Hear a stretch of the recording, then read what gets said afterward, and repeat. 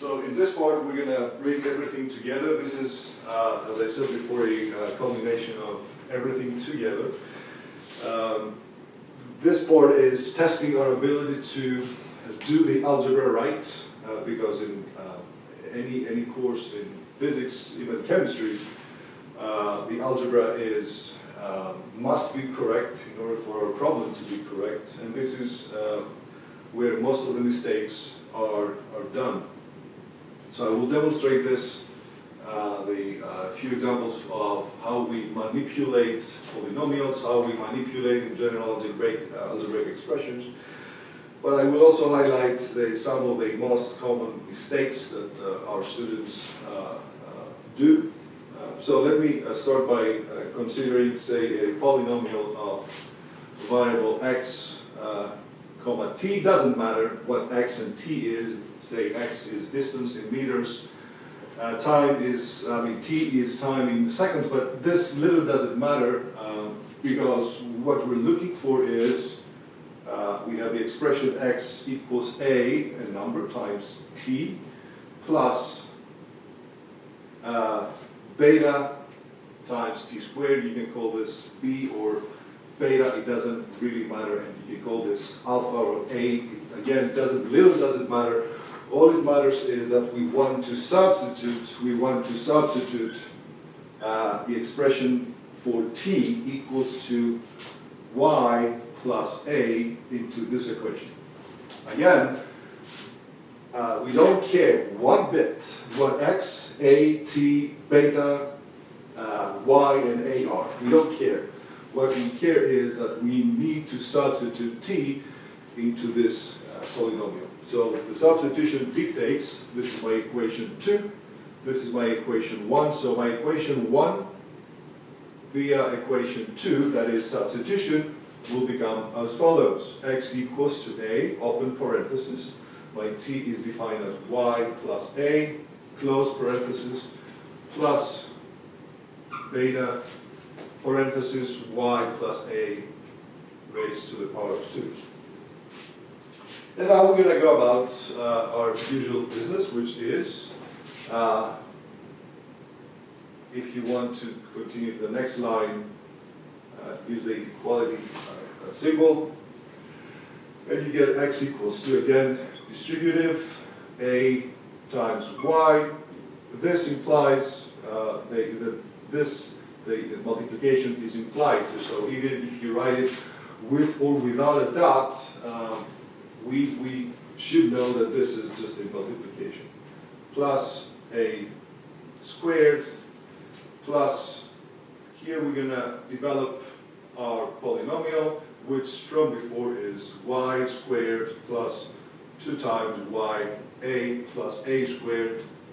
And that is, if we remember it off the top of our head, which is always good for simple algebraic IDs, such like the polynomial, as we call this, polynomial raised to the second power. And we always make sure that we're not rushing things. We need to be extremely careful, because one tiny mistake can completely blow up the problem and lead us to an erroneous answer. Squared plus, now distributive, beta y squared plus 2 times y a beta, and plus beta a squared.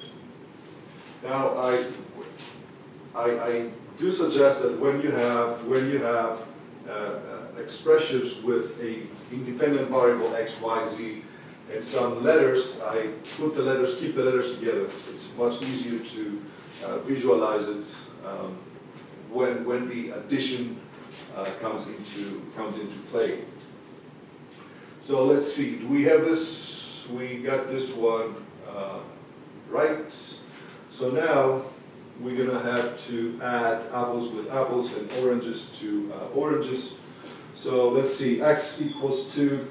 X equals 2. What do we have in terms of y? We can take y as a so this one. So the highest degree is beta y squared, right? And now you can scratch this and remind yourself that you just included this in the line right underneath, right? Now we have a y here, we have a y there. We can write it a little bit more neatly and get y outside the parentheses and factor a, whatever is left here, to a beta, and remind ourselves that this term and this term has been already accounted for in the line below, and we have this term a squared beta. And now say we want to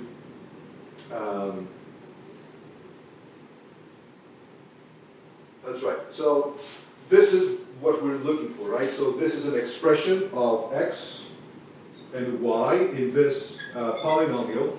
This is the expression that we were looking for, and it is what it is, right? So we can solve a myriad of problems like these, literally a myriad of problems like these. I would like to highlight a few of the very, very common mistakes that students do when they manipulate algebraic expressions like the one I just presented to you.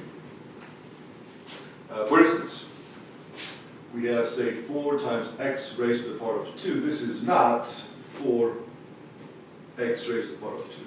And that is obvious because what we discussed before, the exponent must be raised in both terms. That is, so the correct version of this is going to be 4 raised to the power of 2 times x to the power of 2, that is 16x squared.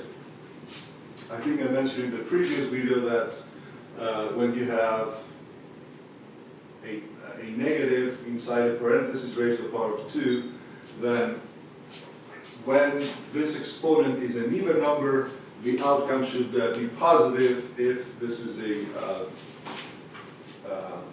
not an even number, then that's going to be a negative, right? If it's the power of 3, for instance, it is going to be minus 2 times minus 2 times minus 2, and the result will be negative.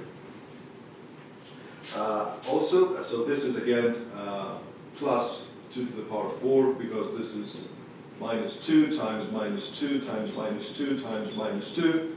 As we said, negative, negative, positive, negative, negative, positive, so the outcome is also positive. Also, the square root of 5 times x. That is not 5, is not 5x to the power of 1/2. This is not the case because, again, what the case is both terms are raised to the power of 1/2, right? However, you can always write that 5 times x under the square root is equal to 5 square root times square root of x. Along the same lines, when you have the square root of x plus y under the same square root, or any root for that matter, this is not equal to square root of x plus square root of y. It's very important. Caution here. Caution. I see this mistake very, very often. Let me erase part of this so I can continue on with other very common mistakes that we see.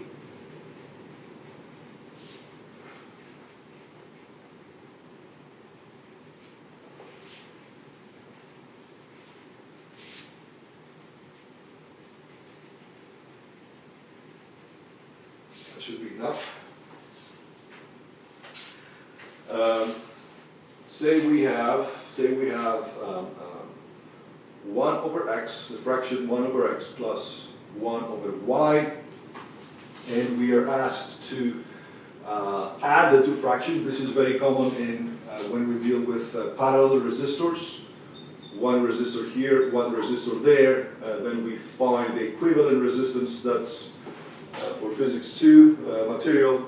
This is not equal to 1 over x plus y, right? We need to make the fraction with the same denominator, and the way we go about this is we multiply both fractions, numerator and denominator, by the common denominator, which it will be xy. So our goal is to make the denominator x times y. In order to do that, we have to multiply both numerator and denominator with, of course, what's missing, in this particular case y, and the other one is the exact opposite, x, y. Right, again, we multiply this fraction by y, numerator, denominator, and this fraction by x. The goal is to make these two fractions have a common denominator. Now we can add oranges to oranges. Now you have x plus y divided to x times y. And what if the question, as a follow-up question, what would be 1 over x plus 1 over y raised to the power of -1? Again, this pertains to some of the physics that you do for resistors or even mechanical springs. So what about that? Well, we know that 1 over x plus 1 over y results into this, so we can just write x plus y divided by x times y raised to the power of -1, and essentially we flip the fraction here. When you have a fraction like this, denominator becomes numerator and vice versa, so you're going to have xy divided by x plus y, and this is your final answer. So in general, let me follow up with a few more advices and good practices and common mistakes that you should guys stick to, because algebra, as I said, can get you into big trouble. You may have the physics or chemistry problem right, but one slight algebraic mistake blows everything out, right? So along the same lines of the last example, in general, x plus y, you have this raised to the power of a that is not equal to x raised to the a plus y raised to the a. That is not the case.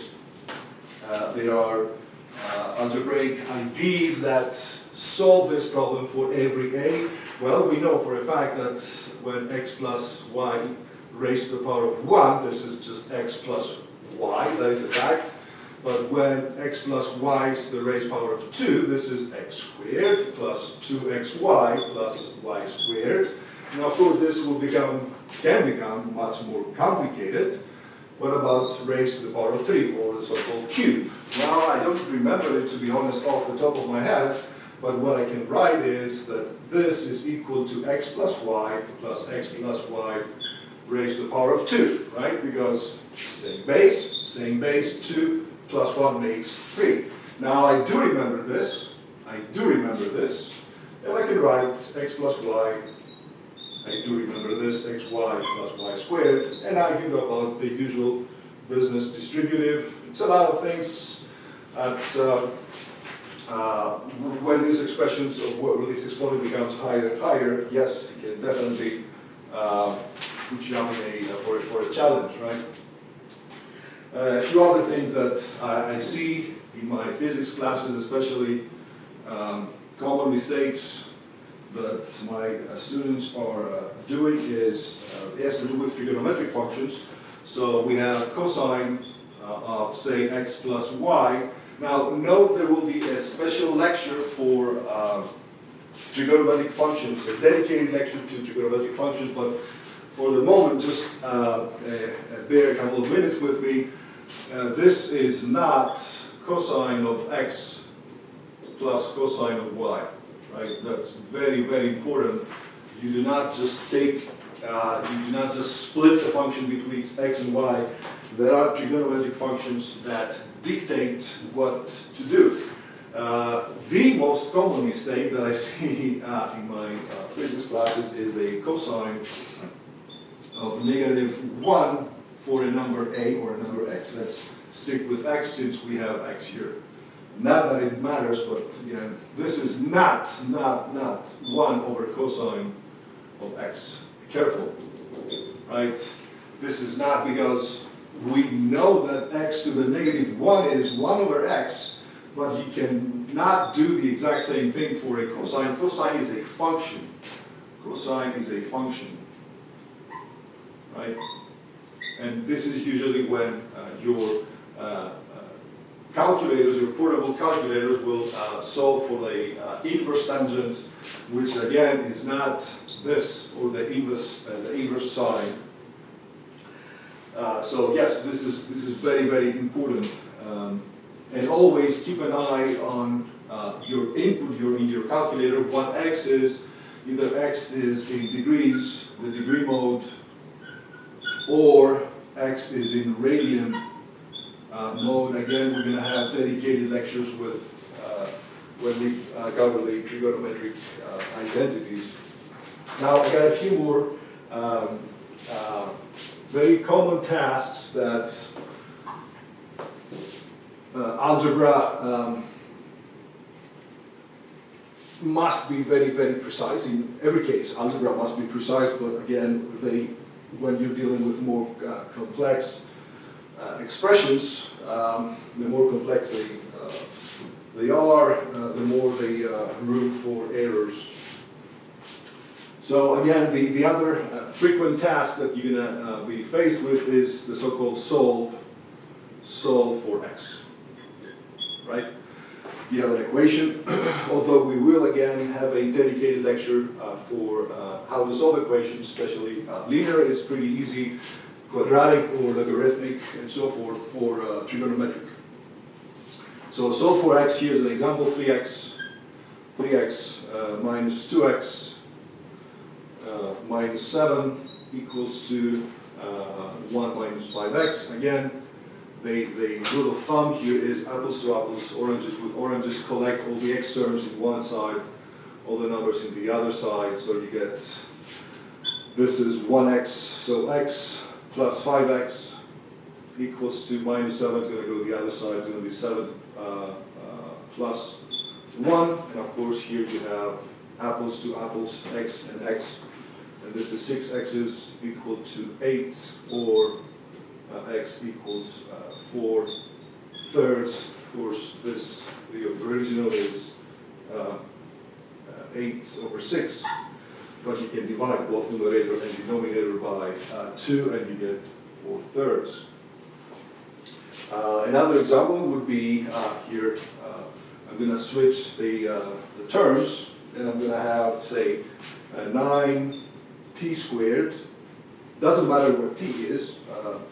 Usually in physics, this represents time, minus 2.5 u. No matter what u is, in physics is usually speed or velocity, equals to negative u plus 4.5 t squared. Again, apples to apples, oranges to oranges. So we're looking to express this polynomial in terms of u and t, or t and u if you will. So again, you're going to have, say, the t's in one side, the u's in the other side, and vice versa. It doesn't really matter what side you choose. So you get 9t squared minus 4.5 t squared on one side. On the other side, you get minus u plus 2.5 u, right? And from there on, you can add and subtract apples to apples, oranges to oranges, and you have 4.5 t squared equals to 1.5 u, just u, that's it. And from there on, you can just simply write that t squared equals to 1/3 u, right? Because 1/2 over 4.5 is 3. Or here you can also write that u equals to 3 times t squared. Same thing. These are your final answer. I could go on with examples like these, and in this particular case, I'm going to refer to a very, very common algebraic expression that requires some elaborate kind of algebra, not elaborate in terms of difficulty, elaborate in terms of, a lot of terms being involved, right? And this has to do, we have a polynomial of the sort, I'm going to start somewhere here because it's going to take the whole board, I think. X equals to u naught times t plus 1/2 a times t squared. Now, for reference, this is a kinematics equation. This is constant acceleration, for the record. Again, constant acceleration in motion, right? Constant acceleration motions. An object is moving with initial speed u naught. It's accelerating for time t in seconds. The acceleration is a, and so forth. We don't care about any of this. The solution will be the same whether these represents kinematics or represents any other kind of physical law or equation. What we have to do is, given in light of that a is u final minus u initial divided by t. Again, we don't care what a is. For the record, it is the acceleration. But what we want to do is solve for t and substitute it here. So we're going to solve this equation for time t, and that is u final minus u initial divided by a, right? So we need to substitute this in the above expression. Can we do this? Of course we can, but it's going to be a little bit elaborate. So let's dig in. Again, we need to keep close eye on the parentheses and all the substitutions. So we do not rush towards a final answer. U sub naught, parentheses, we're going to substitute u sub f minus u naught divided by a. Again, we don't care what u sub f, what u sub naught, and the like is. We just see numbers and parameters here. Plus 1/2 a and t, this expression, u final minus u initial divided by a squared. Now, you can pause the video at this point. You can pause the video and try to figure it out yourselves. Just pause the video, and then I'm going to go back and work this expression with you.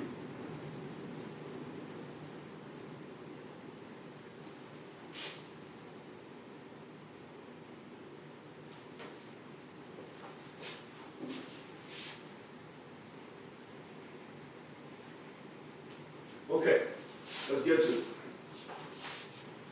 So, first expression right here, we're going to do the distributive law between this fraction here. So it's going to be fraction, denominator a, u naught, u sub f, minus u naught squared. We're done with this term. Let's cross it off so you know that you're done with this term. Plus 1/2 a. Now careful. Square here goes for the entire parenthesis. So I'm going to have u sub f squared minus 2 u sub f u naught. This again comes from x plus y squared, what we did a few minutes ago, plus u naught squared divided by a squared. Careful. Square goes under the acceleration also. Now, let's take a look at this. We don't really need the parentheses anymore here because we accounted for the power of 2. This implies multiplication. And square here and power 1 here cancels out. So we're left with a denominator over a, but we have 1/2 here. So let's add 2 down here. So we got two fractions. They have almost the same denominator, right? So if we were to multiply the numerator and denominator by 2, then it would be legitimate to add the two fractions. Let's do this. We just did, right? So we're going to have one big fraction, and the denominator is going to be a. And I remind you, we are solving for x, right? So what do we have up there? We got 2 times u naught u sub f minus 2 u naught squared. The rest is plus, so we don't need to care about changing any of the signs. U sub f squared minus 2 u sub f u naught plus u naught squared, and we're done. Yep, I think we are done because if we use a different color here, it's going to be a bit easier to see. We got this guy and this guy, they cancel out. Plus, minus, right? We got minus u sub 2 u sub naught squared plus, so here we get what? We get y equals to, do we have any other u sub f? No, it's the only one. U sub f squared minus u sub naught 0 divided by 2a. So all this mass here ends up, boils down to this, and yes, we have u sub f squared minus u sub 0 squared, so naught equals to 2 times a times x. Now for the record, this is one of another kinematics equation that for constant acceleration that is very, very helpful when we're solving projectiles and kinematics in 1, 2, or 3 dimensions. That is all for now. In the next video, I'm going to continue with vectors. We're going to talk about units. We have to talk about trigonometric functions, how to solve equations. We got a lot of work, but hopefully you'll be up to speed when you actually need the algebra.